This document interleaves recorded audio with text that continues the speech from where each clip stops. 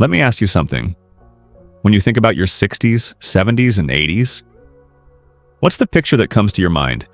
Is it that golden age we were all promised? A time of rest? A time to finally put your feet up, travel a little, and enjoy the fruits of 40 years of hard work? We all look forward to that. We feel like we've earned that rest. But what if the very rest we seek, that comfortable recliner, that quiet afternoon, that decision to just take it easy, what if it's a trap? A very comfortable, very quiet, and very dangerous trap. Have you ever found yourself saying, "Oh, I'll just stay in today," and then today somehow turns into this week?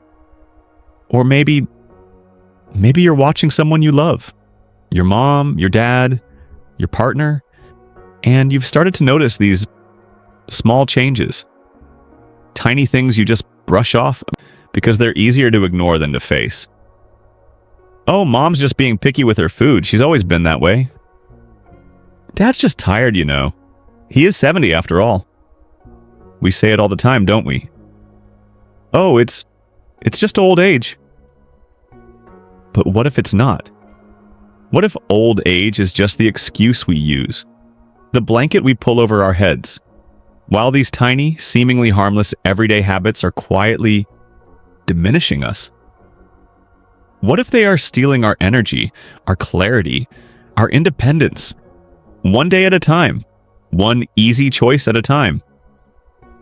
Now, if your heart just skipped a beat, or if you feel that little pit in your stomach, please just take a breath with me. This is not about fear. I promise you, I'm not here to scare you. The title of this video says Money Otherwise. But that otherwise is not a threat. It's a future. It's a future we've all seen, and it's a future we all fear. It's a future of lost independence, a future of feeling like a burden, a future of not recognizing the sharp, vibrant person you used to be. It's a future of waiting for the next doctor's appointment, waiting for your kids to have time to help, waiting for, well, you know, and I am here to tell you, with everything in me, that future is not inevitable. It is not a required part of aging. This video is about power. It's about giving that power back to you. It's about recognizing these habits today, right now, so you can reclaim your health, your clarity, your strength, your joy. So you can make sure that your later years, your golden years, are actually defined by wisdom, by laughter, by connection, and not by just waiting. So today, we are going to pull back the curtain. We're going to talk about 5 specific common habits that so many of us fall into right after 60. Habits we think are perfectly normal. Habits we think are just part of the deal. Habits we might even think are healthy. But they are actively, silently speeding up our decline. And I really want you to stick with me, because the last one, the 5th one, that is the sneakiest of all. It's the one that hides in plain sight. It's a habit that many of us do thinking we are doing the absolute right thing for our health. By the end of this video, you will not only see these traps clearly, you'll know exactly how to step right over them. Does that sound good? If you are here to live your best life at any age, if you are ready to age with power, with strength, and with dignity, do me a favor. Go down to the comments right now and just type, "I'm ready." It's a little promise to yourself, a little declaration, and while you're there, if you believe in this message, if you believe we deserve to age with wisdom, please tap that like button. It's such a small click for you, but it is a huge way to help our Gray Wisdom community grow and reach the people who need to hear this message the most. All right, let's get right into it. Our first habit, it's the one that creeps in the quietest. It feels so natural, so deserved. We call it the "I'll just rest" habit. Let's talk about Arthur. I want you to picture him. Arthur worked at the same plant for over 40 years. Hard work, early mornings. He punched that clock, he provided for his family, and he dreamed of the day he could finally retire. And when he did, his favorite spot in the whole world became his brown recliner. You know the one. Perfectly worn in, right in front of the TV. And he'd tell his kids, "I've worked hard my whole life. I've earned this rest." And who could argue with that? He absolutely earned it. So it started with just a few hours. Watching his shows, reading the paper, maybe dozing off for a bit. But soon, resting became his entire day. He'd get up for meals or to use the restroom, but that chair was his home base. Slowly, without him even noticing, his legs started to get weaker. That get up and go, well, it got up and went. His balance started to falter. He'd grab the wall just to steady himself walking down the hall. And then one day, just a simple trip to the kitchen for a glass of water. His leg buckled and he fell. That one fall changed everything. This is the use it or lose it principle. And I'm telling you, after age 60, that principle is absolutely ruthless. You see, when you become sedentary, when you choose that recliner day after day, you are sending a very clear, very loud message to your entire body. And that message is, we are shutting down. Your muscles, especially those big, powerful muscles in your legs, they're your armor. They're your foundation. They're what keep you steady, what protect you from those falls. But when you don't use them, your body says, well, I guess we don't need these anymore. And it begins to let them waste away. It's a condition called sarcopenia.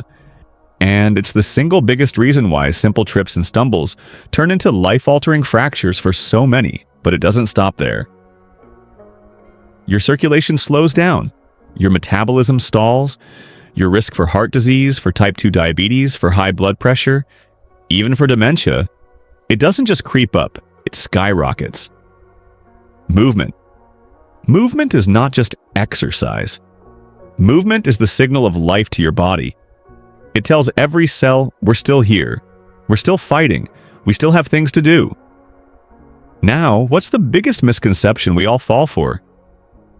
Oh, I'm too old for exercise. Or, I might hurt myself. It's safer to just sit still. And sometimes, we as families, we make the mistake of enabling this. We love them, right?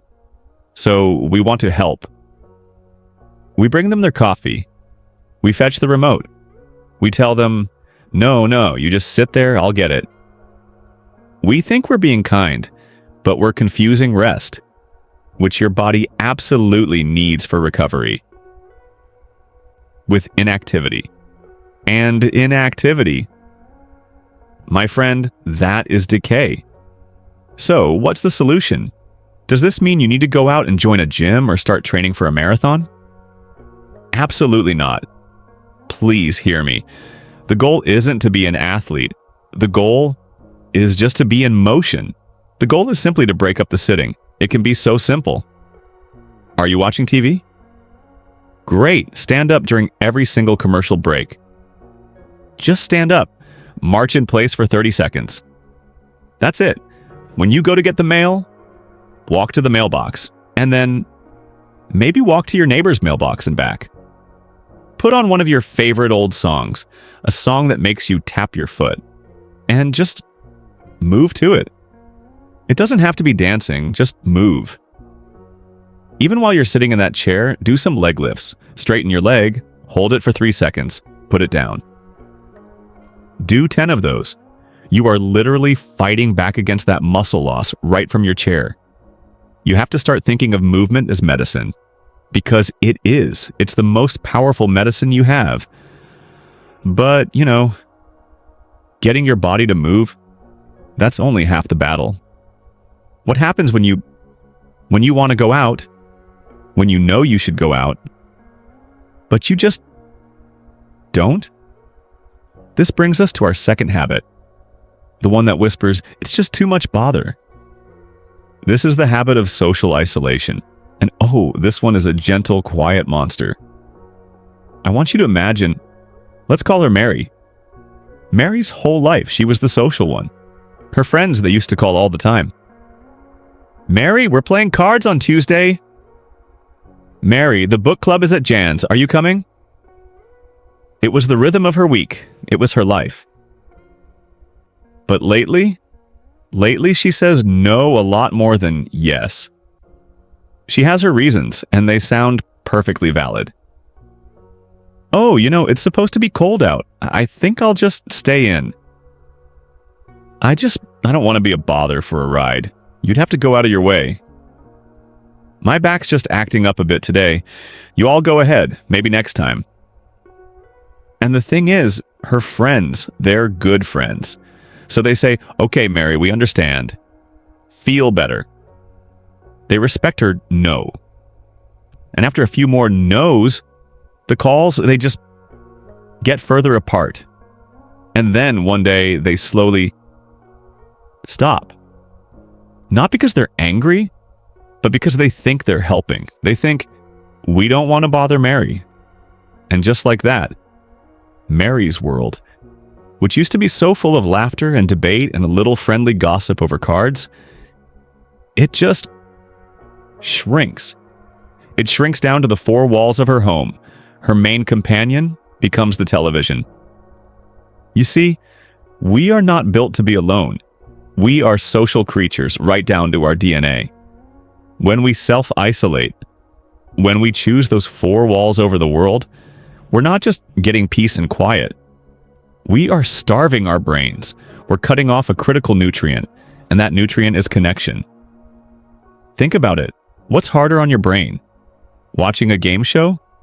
Or having a real back-and-forth conversation? It's not even close. Social engagement is one of the most complex and powerful workouts you can possibly give your brain. You're not just passively listening to words, you're processing language in real time. You're reading their facial cues. Are they joking? Are they serious? You're feeling empathy. You're digging through your own memory to find a story to share. Your brain is firing on all cylinders. And when you stop doing that, the pathways in your brain, the ones for memory, for quick thinking, they start to get overgrown. They start to get sluggish. The research on this is terrifyingly clear. Chronic isolation. It's not just sad. It's a massive risk factor for severe depression, for high blood pressure, for cognitive decline. Scientists have even shown it's as physically damaging to your body as smoking 15 cigarettes a day. It is literally taking years off your life. And I know what some of you are thinking. But I'm just an introvert. I've always liked being alone. And that is so valid. But please hear me on this. There is a grand canyon of difference between healthy solitude and chronic isolation. Solitude is when you choose to be alone to read, to think, to garden, to recharge, and you come out of it feeling full. Isolation is a pattern. It's what happens when you say no so many times that you don't get the calls anymore. It's a habit that builds its own walls, and it leaves you feeling empty. It's a prison. And the mistake we make, as family, as friends, is we hear this. We see them retreat. And we say, oh, mom's just quiet. She likes her own company. We stop inviting them to things. We make the assumption for them. Oh, she won't want to come. We must stop assuming no. So what do? We start small. So small it feels almost silly. If this is you, I want you to make a one yes rule. Just one. Say yes to one social thing this week, even if you don't feel like it. Especially if you don't feel like it. Even if it's just a 10-minute phone call with an old friend. Not a text, a call. Hear their voice. Let them hear yours. Or maybe it's just sitting on the front porch for 20 minutes instead of in the back. Say hello to whoever walks by, and if you're a family member, please stop asking vague questions like, do you want to come? The answer to that is no. It's too big. It's too much work. Instead, you say, Mom, we're going to the park for 30 minutes to feel the sun, and we'd love your company. Or, Dad, I'm running to the store. Come with me for the ride. Make the yes easy. Remove the bother. Show them that their presence is a gift, not a burden. Because when you're alone, when you're cut off from that world, it's so easy to stop making an effort in any way. Which leads us straight into our third habit. And this one, This one is often caused by that isolation. We call it the tea and toast habit, or the bowl of cereal for dinner habit, or the why bother cooking habit. I want you to really think about this for a second. Think about dinner time. If you've spent your whole life cooking for a family, for a partner, for kids, the kitchen was a place of activity, of noise, of purpose. But now, now maybe you're cooking for one, and you stand in that quiet kitchen, and you look at all the pots and the pans and the chopping board and and you just think, why? Why bother with all this? For me? It's so much work. It's so many dishes. And besides, I'm not even that hungry anyway. So, you don't. You put the kettle on. You put a couple of pieces of bread in the toaster. It's warm. It's easy. It fills that empty spot in your stomach for a little while. And easy? Easy has now become your main food group. Here is the life-changing truth we all need to understand about aging. As we get older, it's true. Our bodies often need fewer calories, our metabolism slows down. But, and this is the but that can change everything, our bodies have a much higher demand for nutrient density. We need more nutrition packed into less food. And there is one nutrient that becomes the absolute #1 king of your health. Protein. After 60, your body's ability to take the protein you eat and use it to build or even just maintain your muscles, it becomes way less efficient. You have to work harder and smarter just to stay in the game. So that tea and toast diet, that bowl of cereal, it's not just eating light. You are quite literally actively starving your muscles. You are robbing your body of the only building block it has to fight back against that muscle loss we talked about. And what happens when your muscles get weaker? You get weaker, your balance gets worse. Your risk of falling goes through the roof, and it doesn't stop there. Your immune system, the one that's supposed to fight off infections, it's made of protein. Your bones, they're not just calcium, they're a matrix built on protein. That tea and toast diet leads directly to weakness, a fragile immune system, and brittle bones. It is a one-way ticket to frailty. And the biggest misconception, it's what we as families do. We see our loved ones not eating. We see the weight dropping off. And we panic. So we try to force them to eat. Mom, you have to eat more. Look at you. You've barely touched your plate. We start counting every bite. We turn mealtime into a battlefield, but it's not about volume. It's not about a full plate. The mistake is focusing on a full plate instead of focusing on a powerful plate. Yes, a sudden loss of appetite is absolutely something serious you should talk to a doctor about. But so often, it's not some big medical mystery. It's just this habit. It's the habit of it's not worth the effort. So, what's the solution? We have to make it easy. We have to make it powerful. You need to focus on easy protein. This isn't about cooking a 3-course meal. This is about making protein the first thing you think about. Keep hard-boiled eggs in the fridge. Peel one, sprinkle a little salt on it.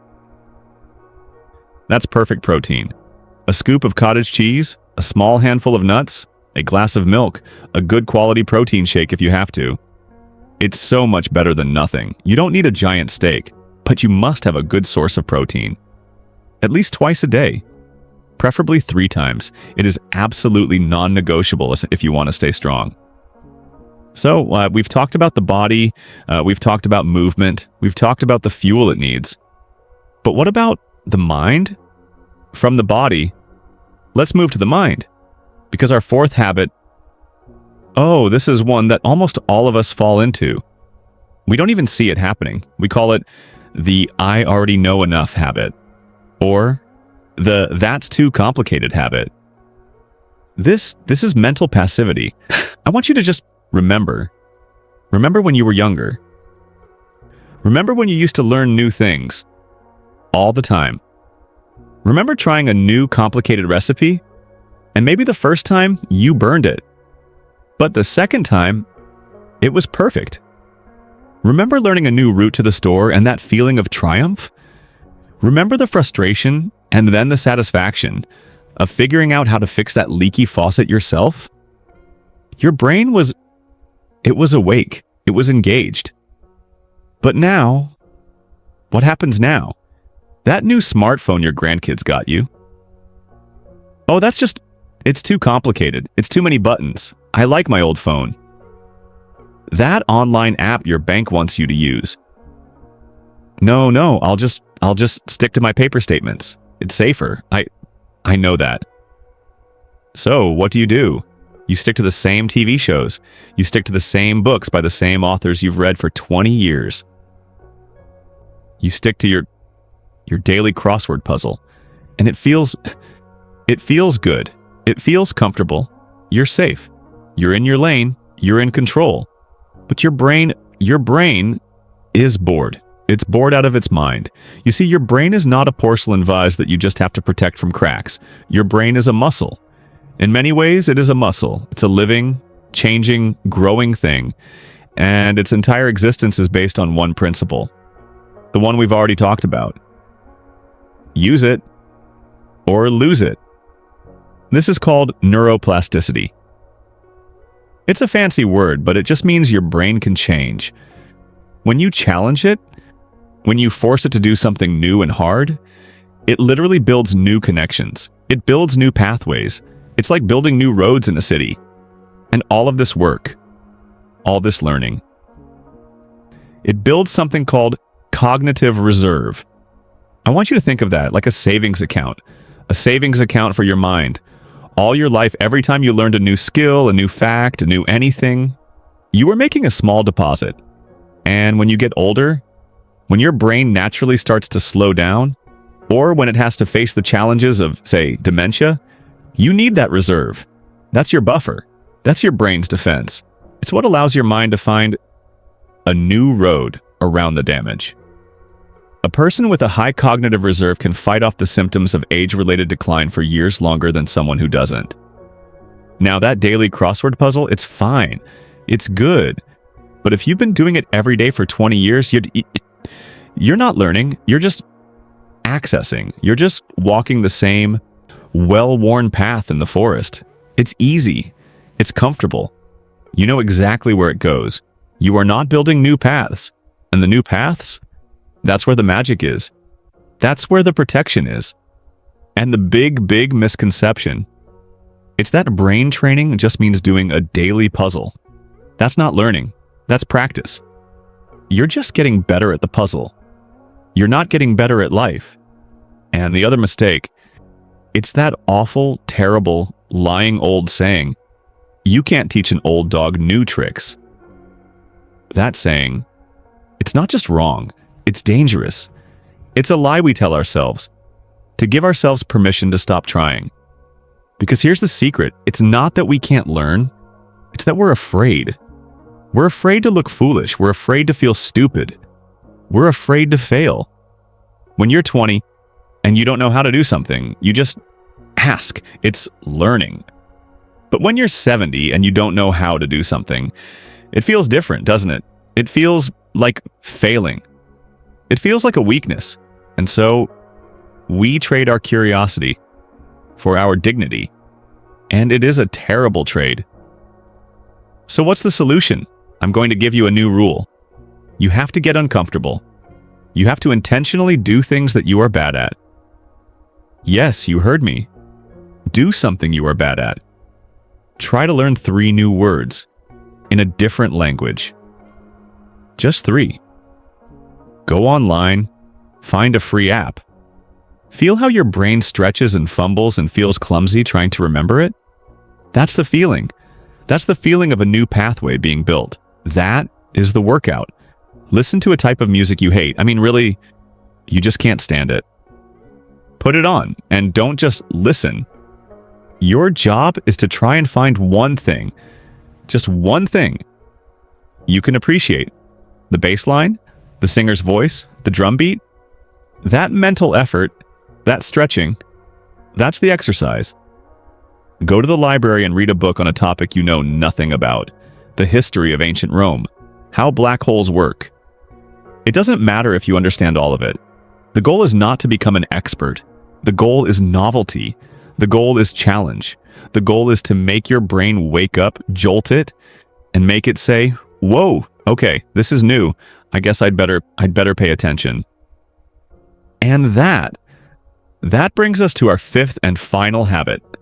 It's the one that, if you let it, poisons all the others. It's the one that sounds so wise, so mature, but it's not. It's the most dangerous one of all. And that brings us to our fifth and final habit. It's the one that, if you let it, poisons all the others. It's the one that sounds so wise, so mature, but it's not. It's the most dangerous one of all. We call it the "it is what it is" habit. This is the habit of stoic resignation. It's that little voice, or maybe that big booming voice that sounds so reasonable, that nagging pain in your knee, the one that makes you wince when you take the stairs. Oh, it's just old age. Nothing to be done. That constant bone-deep fatigue, that feeling that you're just walking through mud every single day, even after a full night's sleep? Well, what do you expect? I am 70, you know. That new, unfamiliar feeling of anxiety, that pit in your stomach you can't explain, that sudden lack of confidence to drive at night? It is what it is. How many times have we said that? How many times have we heard that? Our generation, we were taught to be tough, weren't we? You don't complain. You don't make a fuss. You just get on with it. And so we do. We hear these new, painful, loud messages from our body, and we just accept them. We accept these new limitations as permanent fixtures of our life. We reroute our entire life around the pain, around the fatigue. We start saying no to things. We stop going out. Our world gets smaller and smaller and smaller, and we just accept it because it is what it is. But here's the truth. This habit of stoicism, it's deadly. It's a poison. Because pain is not a punishment. Pain is a signal. Fatigue is not a failure of character. Fatigue is a signal. Anxiety is not just nerves, it is a signal. Your body is screaming at you. It is waving a red flag. It is your body's check engine light, flashing desperately on the dashboard.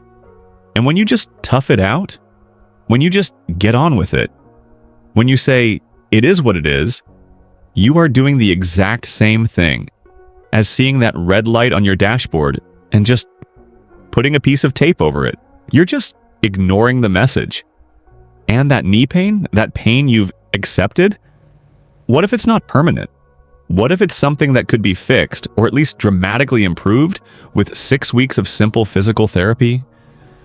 What if that acceptance is the only thing standing between you and walking in the park again? That unavoidable fatigue? What if it's not your age? What if it's a profound but easily fixable, like vitamin deficiency? A B12 deficiency? A low thyroid? What if it's not a life sentence, but just a blood test away from being solved? By accepting it, you are giving up. You are resigning. And this is where we get it so wrong. The biggest mistake is confusing acceptance with resignation. They are not the same thing. Acceptance is powerful. Acceptance is, I have arthritis in my knee. That is a fact. I can see it on the x-ray. Resignation is, I have arthritis in my knee, so my life is over. So I'll just sit in this chair. See the difference? One is a fact. The other is a story. A story you've chosen to believe. And we as a society, we make it worse. We praise this stoicism in our elders, don't we? We say, oh, she's so tough. She never complains about a thing. And we say it like it's the highest virtue, but I have to ask, should it be? When does being tough stop being a virtue and start becoming a form of self-neglect? When does not complaining just become dying quietly? I don't have the easy answer for that, but what I do know is the solution. And the solution is you have to change your job. You have to stop being a passive recipient of your health, and you have to become a curious patient. You have to become the CEO, the chief investigator of your own body. Don't just report your pain to your doctor. Doctor, my knee hurts. Investigate it. Ask the next question. But why am I tired all the time? I'm not satisfied with it's just your age. Let's check my levels. Let's check everything. What are my non-surgical options for this knee? I want to know about therapy, about injections, about braces. Tell me all the options. Stop nodding. Stop accepting. Start asking. Start challenging. Because you are not a passive observer of your life. You are the only one who can decide to stop resigning and start fighting back. I know that was a lot. I know that was heavy. And if you're sitting there right now, just feeling that, if you're thinking, my goodness, I do 3 of those. Or my dad does all 5. It can be absolutely heartbreaking. It's hard to watch a loved one, someone who used to be so strong, so vibrant, just fade. And it's terrifying. It's just terrifying to feel yourself fading, to feel that grip loosening. If you feel that grief or that fear or that sting of recognition, I just want you to sit with it for a second. It's okay. It's normal. It's human. It means you care. But please do not let that despair be the end of the story. I am telling you this knowledge. It is not a reason to give up. It is the ultimate reason for hope. Because these things we talked about, these are habits. They are not you. They are not a diagnosis. They are not your destiny. They are just patterns. They are just ruts in the road. And the most beautiful, powerful thing about a habit is that it can be broken. A new one can be built. You are not defined by what is. You're not defined by that recliner or that tea and toast diet. You are defined only by what you do next. You now have the knowledge. You have a flashlight in a dark room. You can see these traps for exactly what they are. And the second you can see the trap, you've already taken away its power. You can't fall into a hole you can see. You can shift right now, today, in this very moment, from feeling helpless to feeling proactive. But please, hear me on this. Do not try to fix all 5 of these habits tomorrow. Please. That is a recipe for burnout. You'll feel overwhelmed by Tuesday, and by Friday, you'll be right back where you started. Just pick one. Just one. Whichever one felt the loudest to you, the one that made your heart sink a little. If you've been living on that tea and toast diet, your only goal for today is to buy a carton of eggs. That's it. That's the win. If you've been stuck in that recliner, your only goal for today is to stand up, put on one full song, one of your favorites, and just move. Or even just stand until it's over. That's it. That one. Tiny, small act of defiance. That is how you take your power back. Caring for yourself. Caring for someone you love in these years. It's a challenge. It can feel like the hardest, most thankless job in the world. But love and patience and what you have right now, awareness, those are the most powerful tools in the entire universe. And I want you to remember, deep in your bones, you are not alone in this. So, to recap, what did we learn today? We are giving up the sedentary life. We are giving up the habit of social isolation. We are giving up the tea and toast diet. We are giving up mental passivity. And we are done. We are finished with toughing it out. We are choosing right now, to be active participants in our own lives. And now, I want to hear from you. This is the Gray Wisdom Community. This isn't just a place where I talk. It's a place where we all share. Your experience, your wisdom, it matters here. So please go down to the comments and tell me, which of these 5 habits do you personally think is the hardest one to break?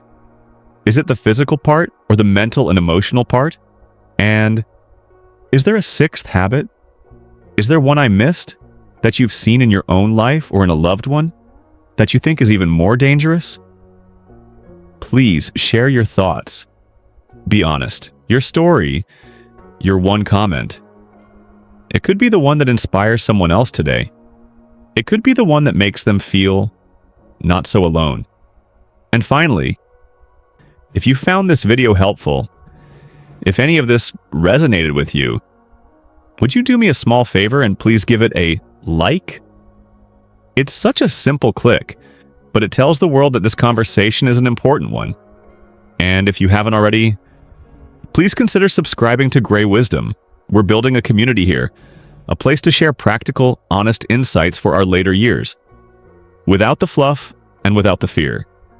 We would be so honored to have you. Thank you so much for watching. Stay strong, stay informed, and I'll see you in the next video.